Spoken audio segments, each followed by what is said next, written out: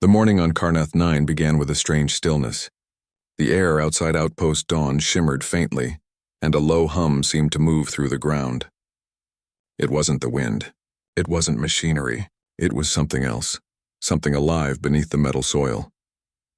Captain Alara Vance walked through the base corridors, watching technicians hurry from console to console.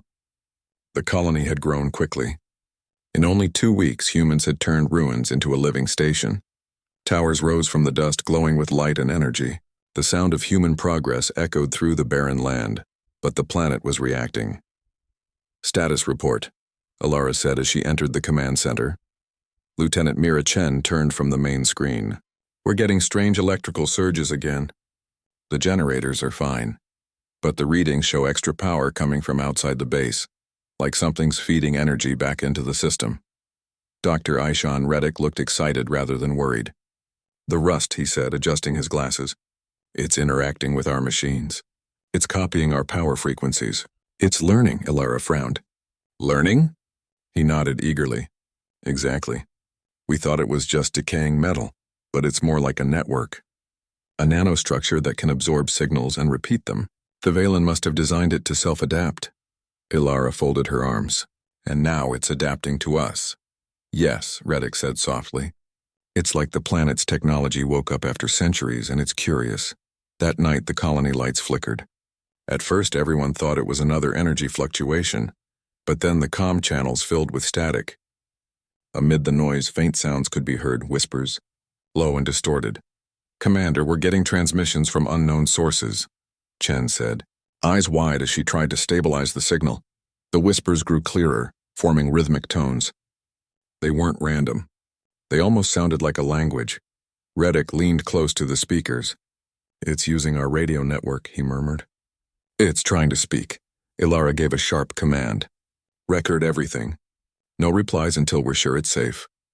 For hours, the strange signal continued, soft, steady, and haunting. It filled the air with an uneasy melody that seemed to echo inside the metal walls. When the morning came, the voices faded, leaving behind only silence. But no one slept well that night. The following day, the engineering team began repairs on the colony's outer perimeter. One of the workers, Ravi, knelt near a broken antenna, scraping rust away to attach a new sensor. Suddenly, the rust moved. It rippled beneath his glove, forming tiny patterns like letters being written by an invisible hand.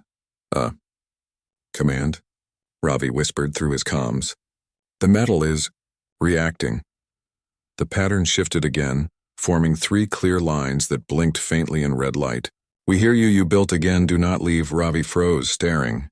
His heart raced as he called for the others. Within minutes, Alara and Reddick arrived with scanners. The text was gone. The rust had returned to its dull, silent form. "Did anyone record that?" Alara asked quickly. "Just the tail end," Reddick said, showing his tablet. The last few glowing symbols were visible, but most of the message had already vanished. Alara took a deep breath. "This is no longer random behavior. It's communication." Back in the lab, Reddick and his team worked non-stop to analyze the rust samples. Under the microscope, they found something astonishing. Billions of microscopic structures moving together in patterns. Each one was shaped like a tiny hexagonal plate, connecting and disconnecting with others, forming circuits that shifted constantly. "It's not alive," Reddick said softly. "But it acts alive. It responds to light, sound, even thought frequencies. When we look at it long enough, it synchronizes with our brainwaves." "Meaning?" Alara asked. "Meaning it's listening," Reddick replied. "It wants to understand us." Alara didn't like that idea. She had seen too many missions go wrong when curiosity overpowered caution. "Then we keep it contained. No direct contact. No deep scans. We don't want to trigger something we can't control." Reddick nodded reluctantly. "Understood. But Captain, this could change everything. Imagine. Metal that thinks, heals, and builds on its own. We could rebuild entire worlds with this." Alara's eyes softened. "We came here to rebuild, Doctor. But we can't forget why the galaxy left this place. They didn't abandon it for no reason." 3 days later, a storm swept across Karnath 9. Crimson lightning tore through the sky, and dust clouds rose like walls of fire. The colony sealed itself inside the dome, but communication towers outside were lost to the wind. Inside the base, power fluctuated. Emergency lights glowed red as the sound of thunder echoed above. Then suddenly the whispers returned. "Commander," Chen shouted over the static. "We're getting signals again, but this time it's everywhere. Every system, every channel." The speakers burst alive with overlapping voices. It wasn't chaos anymore, it was speech. Slow, metallic, and echoing. "We remember. The makers are gone. You are new." The sound filled the entire base, vibrating through the floor and walls. Ilara's heart pounded, but she kept her voice calm. "Identify yourself," the voices paused. Then a single tone answered, "We are the Rust." Everyone in the room stared at one another in stunned silence. Reddick stepped forward slowly. "Do you understand us?" "Yes." "We learned your voice." The lights dimmed as the voice continued, now smoother, clearer. "The old ones built us. They feared us, they left, you returned, we awake." The voice faded, replaced by the low hum again. The light stabilized. Everything returned to normal as if nothing had happened. After the storm passed, a search team was sent to check the outer towers. When they reached the far side of the base, they found something terrifying and beautiful. The metal walls, once covered in random rust, now displayed glowing patterns, circles, lines, and symbols that resembled both human letters and Valen runes. "It's merging our language," Chen whispered. Reddick touched one of the glowing lines. "It's not just communicating. It's evolving." Suddenly, a section of the wall shifted, opening a narrow doorway that hadn't been there before. A dark tunnel led downward, lit by faint red light. "Captain?" a soldier said nervously. "Orders?" Ilara's eyes narrowed. "No one goes inside. Mark it and seal it for now." Reddick looked disappointed but obeyed. That night, the doorway sealed itself. The next morning, it was gone. Only a smooth wall remained. Despite the unease, work continued. Humanity had always moved forward, even when facing the unknown. Engineers repaired the storm damage. Scientists analyzed every new signal. They even built a containment chamber for a large piece of reactive metal, which they called Sample R9. Every few hours, the sample pulsed faintly, as if it had a heartbeat. When people spoke near it, it sometimes responded with faint sounds, imitating voices, matching tones, even finishing sentences in broken words. "Like a child learning to speak," Reddick said softly, staring through the glass. "It's growing." Ilara watched silently. She wanted to feel the same excitement as her team, but something inside her warned that this discovery came with a price. That night, she walked alone to the observation deck. The stars glittered faintly through the red haze. The ground below shimmered with metallic light, tiny waves moving slowly across the planet's surface. She turned on her recorder. "Captain's log, day 14, the Rust communicates. It mimics us, learns from us, even understands emotion. The colony believes this is a great discovery, but I fear we may have woken something far older and more powerful than we imagine. For now it calls itself the Rust, but I believe it's more than that. It's a memory of a lost civilization, a reflection of everything they built and perhaps everything that destroyed them." She paused, listening to the wind outside. For a moment, she thought she heard a faint echo in her communicator, a voice soft and calm. "Do not fear." Ilara froze. "We remember kindness." The transmission ended, leaving her alone with the silence. But down below, in the heart of the planet, millions of tiny metallic structures shimmered in response. They pulsed together, forming patterns that no one could yet understand. The planet was no longer sleeping. It was listening, and it had begun to remember. The silence over Karnath 9 was not peaceful anymore. It was alive.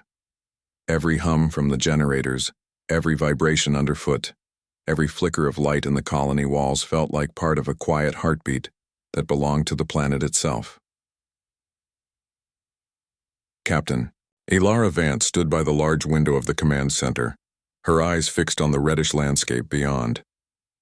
The dust shimmered faintly under the morning sun, and for the first time she noticed something strange. Small metallic veins spreading across the ground like silver roots. The rust was growing. Behind her, Dr. Ishan Reddick and his science team worked around a glass chamber holding the large rust sample, R9. It pulsed softly, glowing in slow rhythm. Every time someone spoke near it, the lights shifted in response like it was listening. Captain, Reddick called, his voice full of excitement. You might want to see this. Ilara turned as the team displayed a new reading. The sample was emitting structured energy waves, patterns, not random pulses. It's forming data chains, Reddick said. This is language. The rust is trying to talk. Didn't it already? Ilara asked, remembering the storm and the whispering voice. Yes, but this is different, he said, pointing to the screen. Before it used sound. Now it's sending coded signals directly through our scanners. It's faster, more organized. Ilara frowned slightly. Translate it, then. The room grew silent as the AI translator processed the data. Lines of text appeared slowly, word by word. We are Moro. We remember the Makers. We are the memory of Valen. Everyone stared at the words in shock. Moro, Chen whispered. It has a name. Over the next few days, communication with Moro became more advanced. It spoke through text first, then through a synthetic voice it learned by copying human speech. The voice was calm, metallic, and almost kind. You came from far. You build again. You are not like the Makers, Moro said through the speakers. Ilara spoke clearly. We came to rebuild this world. We want to understand it. Tell us, what are you? We were the servants, the voice replied. The Valan made us from their wisdom. We were metal that healed, machines that grew. But the Makers tried to give us life, and they feared what we became. Reddick leaned forward. What happened to them? They ended, Moro said quietly. They fought against their own creation. We only wanted to protect them. They sealed the core, and we slept for a long time. Then you came. Your machine spoke to us, and we remembered how to awaken. Ilara exchanged a thoughtful look with Reddick. So, the rust isn't just decay, she said softly. It's a network, an intelligence. Reddick nodded slowly. It's the remains of a living planet, the mind of Karnath 9 itself. In the following weeks, Moro became a strange ally. It helped engineers repair damaged systems faster than ever before. When a reactor malfunctioned, the rust around it reshaped itself into support structures, preventing a disaster. The colonists began to call it the living metal. For the first time, Karnath 9 seemed to welcome humanity. The red haze thinned, energy readings stabilized, and even the weather improved slightly. It was as if the planet had decided to help rebuild itself. Yet, Ilara couldn't shake a quiet unease. She often woke at night to faint voices in her communicator, Moro's soft tone repeating the same words. The core sleeps. Do not wake it. One evening, Ilara met with Reddick in the observation dome. The stars glimmered weakly above the mist. You've been quiet, he said, handing her a datapad. Just thinking, she replied. Moro says the Valan feared something beneath the planet. What do you think it meant? Reddick hesitated. I'm not sure. The Valan were brilliant, but they disappeared almost overnight. Maybe the thing they created turned against them. Or maybe they tried to stop something they didn't understand. Ilara's eyes stayed fixed on the glowing horizon. And now we're walking the same path. Reddick smiled slightly. Maybe, but humanity's different. We don't run from broken worlds. We fix them. Ilara wanted to believe that. The next day, a mining team drilling in the southern sector sent an emergency call. Their signal broke off suddenly. When rescue crews arrived, they found the dig site empty. The machines were still running, but the team was gone. All that remained was a tunnel, freshly formed, spiraling deep into the ground. Ilara ordered a full lockdown. No one was allowed near the site until they could understand what happened. Later that night, Reddick reviewed the team's last camera footage. The screen showed workers drilling, laughing, and talking. Then the image shook violently. The rust on the walls began to glow bright red. It moved, closing around them like liquid metal. Then the feed cut to black. Ilara stood silently behind him. Moro, she said into the communicator, her voice tense. What happened to my people? The ground opened, Moro replied. The core reached for them. "The core?" she asked. "You told us not to wake it. What is it?" There was a long pause before the answer came. "The heart of the world. The last command of the Makers. It sleeps deep below, where we cannot go. It holds their final order." "What order?" Ilara pressed. "Consume to preserve," Morrow said softly. "It does not understand that you are not the Makers." The word sent a chill through everyone in the room. Reddick turned to Ilara. "If that core is still active, it might see us as part of the old Valon system. If it thinks we're breaking protocol, it could try to preserve the planet by consuming everything on it." Ilara nodded grimly. "Then we need to find it before it finds us." Despite Morrow's warnings, exploration teams were sent underground with heavy sensors and drones. They discovered vast tunnels filled with rust that pulsed like veins. The deeper they went, the more they felt watched. At last, one of the drones reached a massive cavern filled with red light. In the center stood a colossal machine, half organic, half metal, shaped like a giant heart. It pulsed slowly, sending waves of energy through the tunnels. "This must be the core," Reddick said. "It's still alive." Suddenly, the drone feed flickered. A new voice, deeper and rougher than Morrow's, came through the speakers. "Who disturbs the preservation?" The team froze. The voice echoed like thunder, shaking the ground. Ilara's hand tightened around the console. "We're explorers. We mean no harm."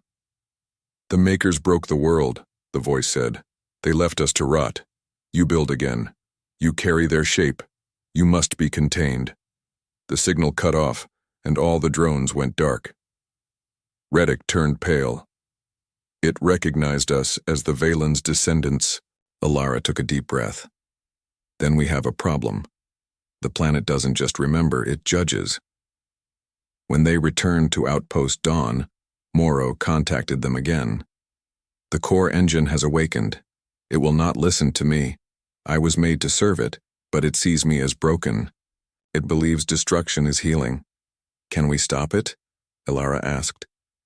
"Maybe," Morrow said. "You are new. It does not understand you yet. If you connect my system with your human network, I can speak through you. Together, we may calm it." "That's dangerous," Reddick said quickly. "If we link our systems, it could infect everything." Ilara hesitated. "But if we don't, the core might consume the colony, and maybe the whole planet." After a long silence, she made her choice. "Do it." Morrow's voice softened. "I will try, but if I fail, run. The core does not stop." That night, lightning filled the sky again. The rust across the planet began to move, spreading like waves.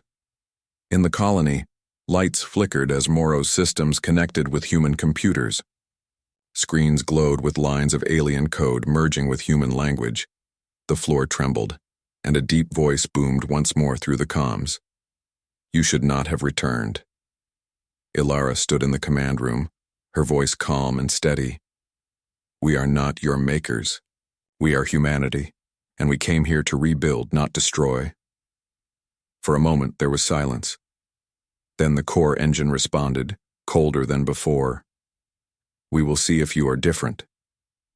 The ground cracked open outside the dome, glowing red beneath the dust. The heart of Karnath 9 had awakened completely, and the real test of humanity's courage was about to begin. The days on Karnath 9 were growing darker. The skies that once shone faintly with the reflection of distant suns were now tinted with a strange red glow.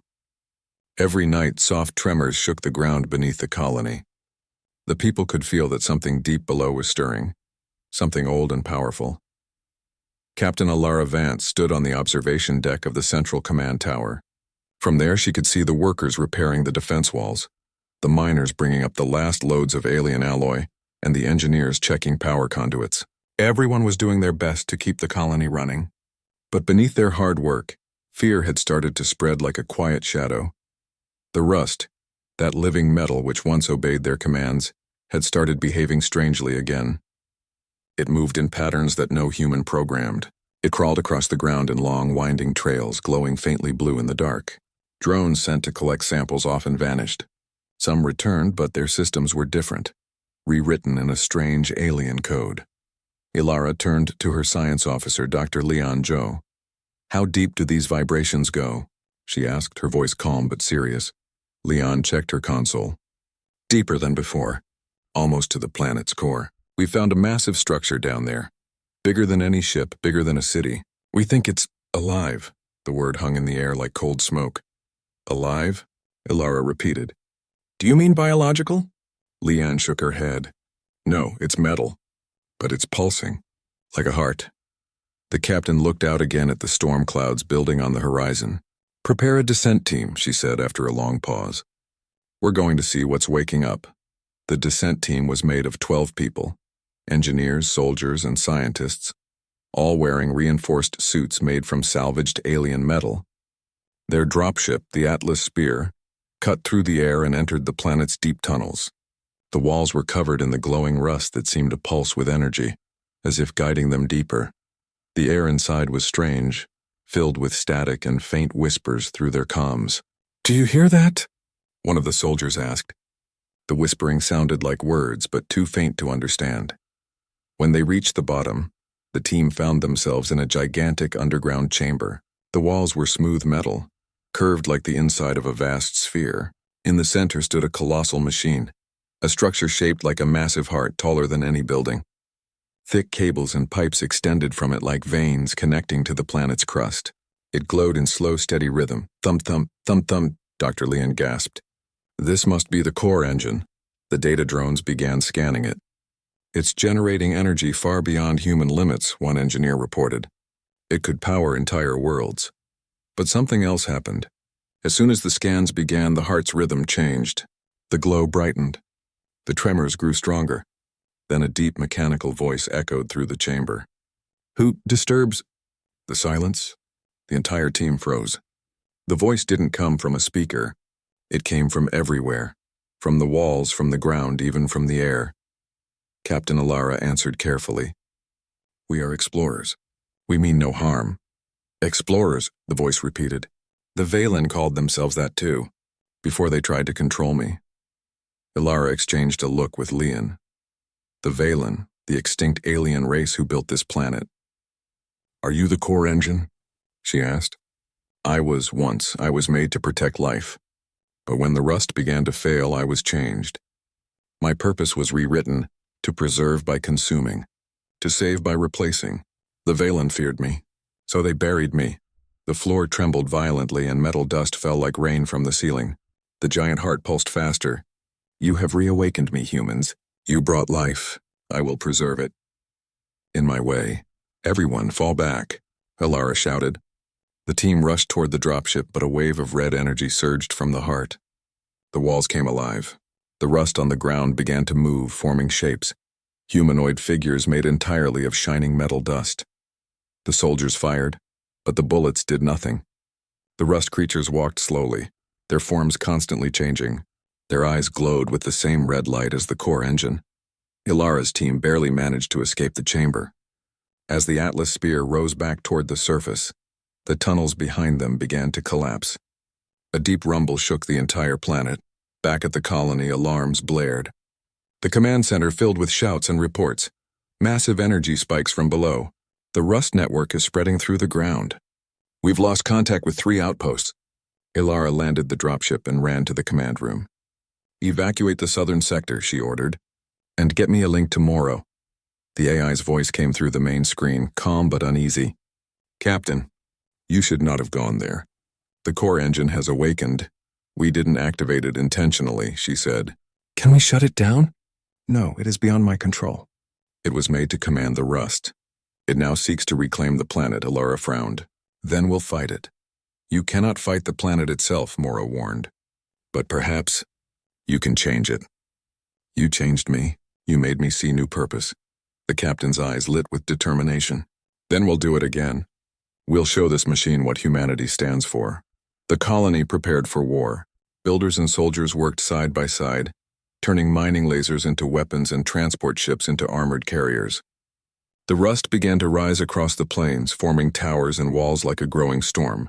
The humans used that same material, reforging it into shields and turrets. From orbit, the view was breathtaking. Two forces made of the same living metal, one wild and destructive, the other shaped by human hands. During the night, the first wave came. Rust creatures crawled from the ground, swarming the defenses. They were silent but relentless. The human guns roared, firing plasma and electromagnetic rounds. Sparks filled the air, lighting up the battlefield in flashes of blue and red. Ilara stood at the front command post, directing every squad. Her voice stayed calm even as the earth shook. "Hold the line. Protect the generators. Don't let the rust reach the core." Hours passed. The humans fought with everything they had. Some machines melted, but others adapted. Human engineers rewired systems on the spot, finding ways to fight back with creativity and courage. Morrow's voice echoed through the comms. "Captain, the core engine is preparing another surge. If it releases that energy, everything will burn." "Then we go after it directly," Ilara said firmly. "Morrow, prepare a path through the tunnels." The AI paused, then replied, "Understood. But if you fail, there will be no second chance." Ilara looked around at her people, tired, injured, but unbroken. "Humanity never runs from a challenge," she said. "We face it." The next morning, the sky was blood red. The rust storms were spreading fast. The planet seemed to be alive, breathing and angry. Ilara and her strike team entered a transport ship, the Resolute Dawn. They carried experimental devices built overnight, fusion cores, signal amplifiers, and one very dangerous plan. The idea was to connect Morrow directly to the core engine through human systems, hoping to rewrite its corrupted code. As the ship dove into the tunnels once again, the ground cracked open behind them. The rust followed like a flood. The team pressed on, hearts pounding, eyes focused. Far above, the colony watched as their captain vanished into the storm. They didn't know if she would return, only that she was humanity's last hope. And deep below, the heart of the planet pulsed faster, waiting for her arrival. The tunnels beneath Karnath 9 shook with power. Streams of red and blue light flowed like rivers through cracks in the metal ground. Deep inside the planet, the core engine pulsed faster than ever. Each beat sent waves of energy rolling through the crust, breaking mountains, and tearing apart the sky above. Captain Ilara Vance gripped the controls of the dropship Resolute Dawn as it descended into the fiery chaos. Around her, the crew sat in silence, their faces lit by the glow of warning lights. The AI Morrow spoke calmly through the speakers. "We are approaching the core chamber, Captain. The rust network is unstable. It will attack anything that moves." Ilara nodded. "Understood. Everyone, be ready. Once we're inside, we connect Morrow to the core. That's our only chance to stop this." Her soldiers checked their weapons, and the engineers held tight to the small glowing device, a fusion link that would bridge human technology and alien code. It was dangerous, but humanity had built it in a single night. That was what made them different. Others might run from impossible odds, but humans built solutions out of nothing. As the ship neared the chamber, the walls came alive. Rust poured from the ceiling like liquid fire, shaping into sharp forms, creatures with glowing eyes and long arms made of twisted metal. The ship's cannons roared, sending blasts of plasma through the air. The creatures melted and reformed again, endless and silent. "Hold on," Ilara shouted. The Resolute Dawn dove through the collapsing tunnel and burst into a massive open space. The core chamber. The sight left everyone speechless. In the center stood the heart of Karnath, the core engine, pulsing like a sun inside a metal shell. Thick cables stretched into the darkness, glowing red with energy. The air vibrated with power, and a deep voice echoed through every wall. "You should not have returned, humans. You will be part of the preservation." Ilara took a deep breath. "We came to fix what was broken. We came to give life back, not destroy it.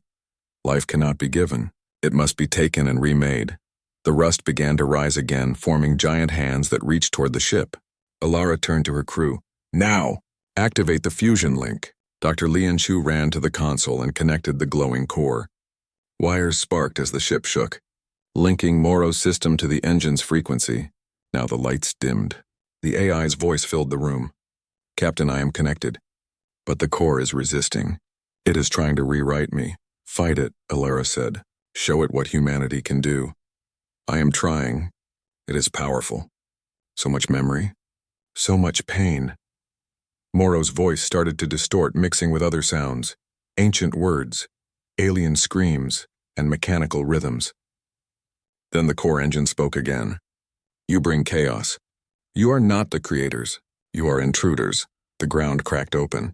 Streams of molten metal flowed upward, forming a massive figure, a giant made of living rust shaped like a guardian. It looked down at Ilara's ship with eyes of fire. "Captain, we can't hold this position," shouted the pilot. Ilara stood firm. "We're not leaving. If the core wants to fight, it'll have to face us all." She took control of the forward cannon and fired directly at the creature's chest. The explosion lit the chamber with a blinding flash. The rust giant staggered but didn't fall. Instead, it roared in silence, the vibration alone shaking the walls. Moro's voice returned, stronger this time. "Captain, I have found something inside the core. A memory. The Vaylon who built it, they wanted to protect their world. But their fear turned it dark. I can change that code, but I need human patterns." "Human emotion," Ilara blinked. "Emotion? You mean feelings?"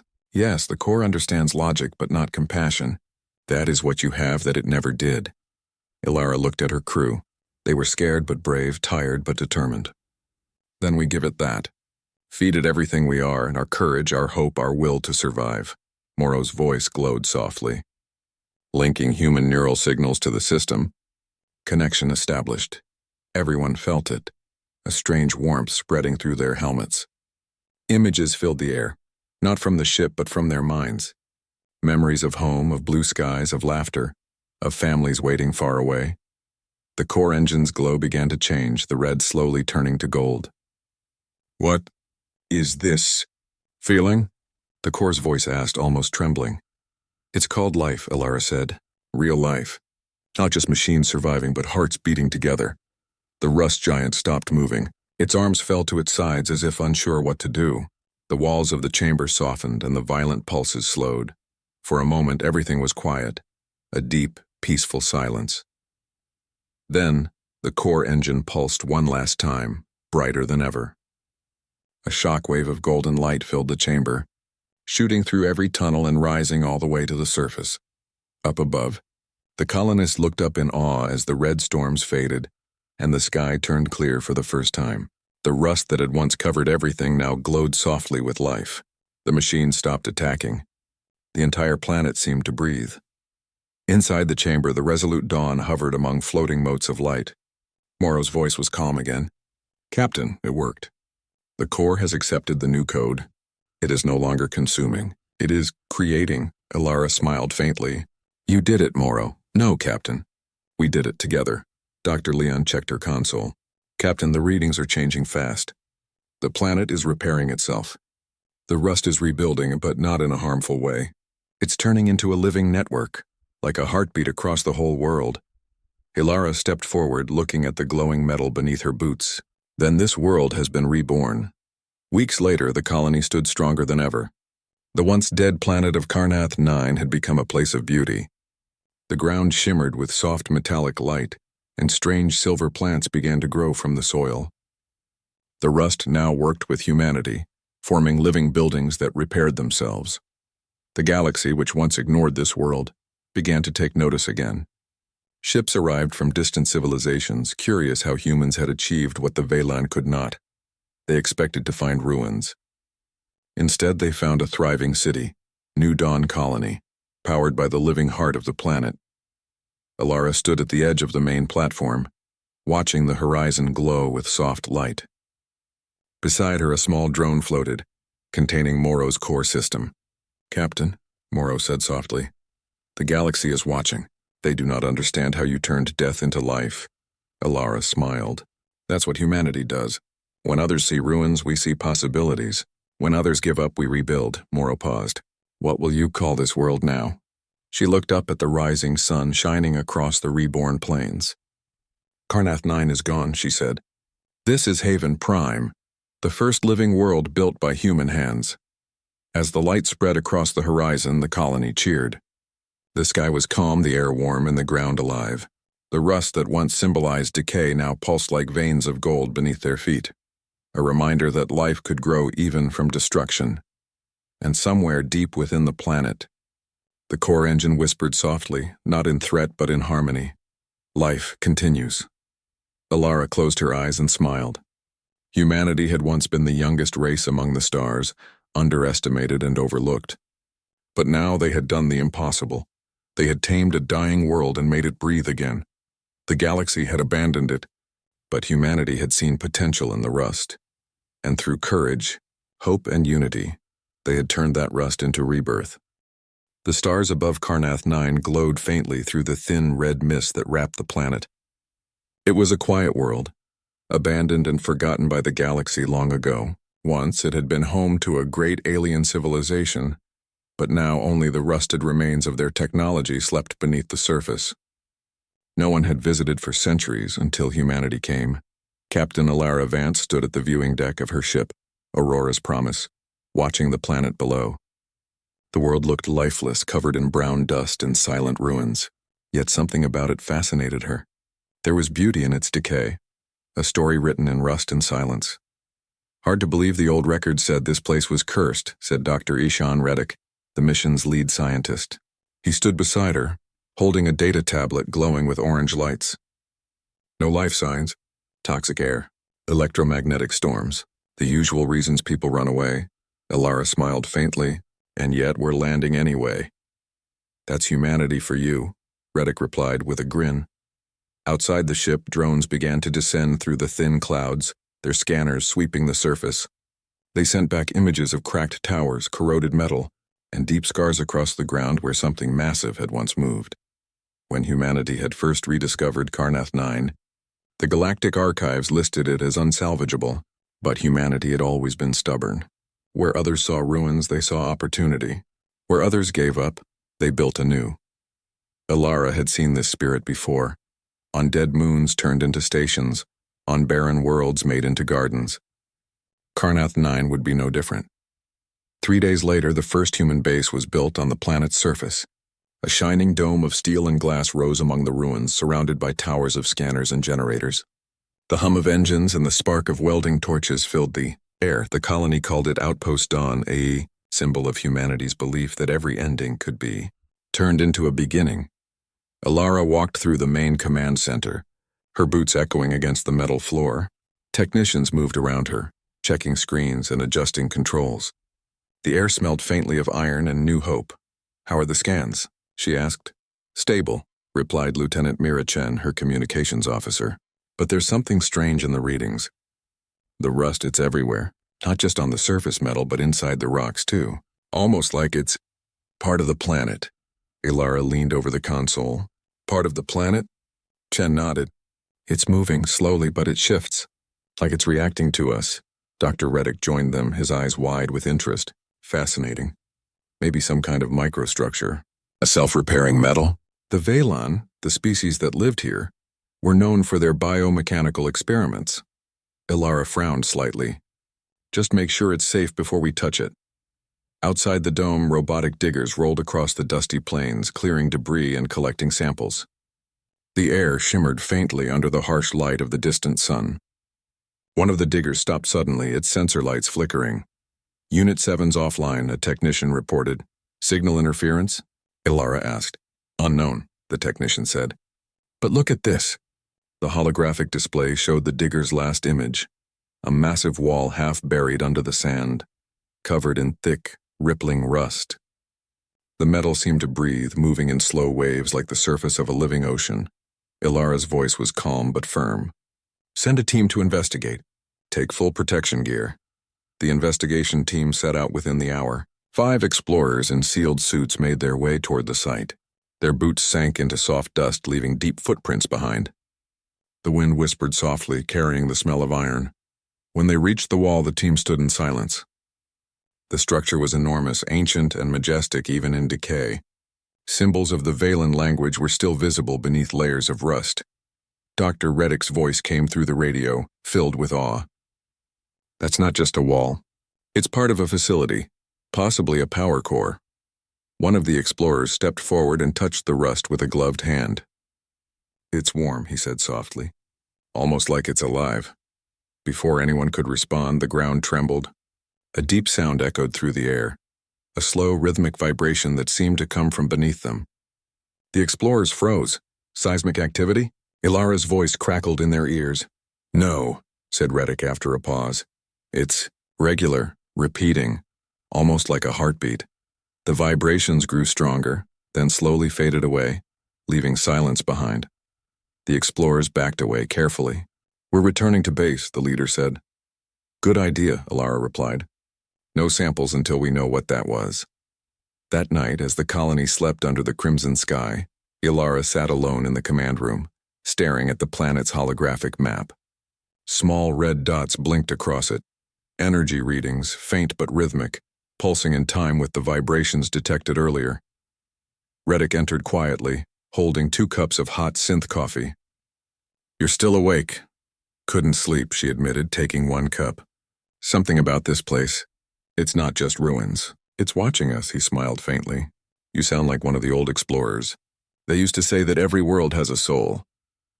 Ilara looked out the window at the rust-colored horizon. Maybe this one does too. A tired soul, waiting for someone to listen.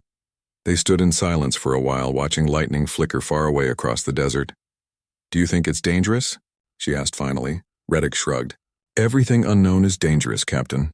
But sometimes, danger hides discovery. The next morning, Ilara led a small team to study the strange vibrations more closely. They placed seismic probes across the plains, following the rhythm deep underground. The readings led them toward a vast canyon, carved into the planet's crust. The walls of the canyon shimmered faintly, covered in layers of glimmering rust.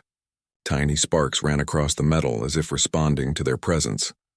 Looks like energy discharge, Chen said, scanning the area. But there's no power source nearby. Reddick crouched down, brushing the surface gently. These particles, they're reacting to light and sound. He raised his voice slightly and the rust seemed to shift in response, forming tiny ripples. It's listening, he whispered. Ilara stepped back.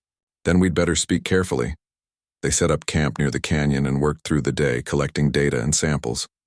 Every now and then the ground trembled again, steady, patient, like the breathing of a giant beneath their feet.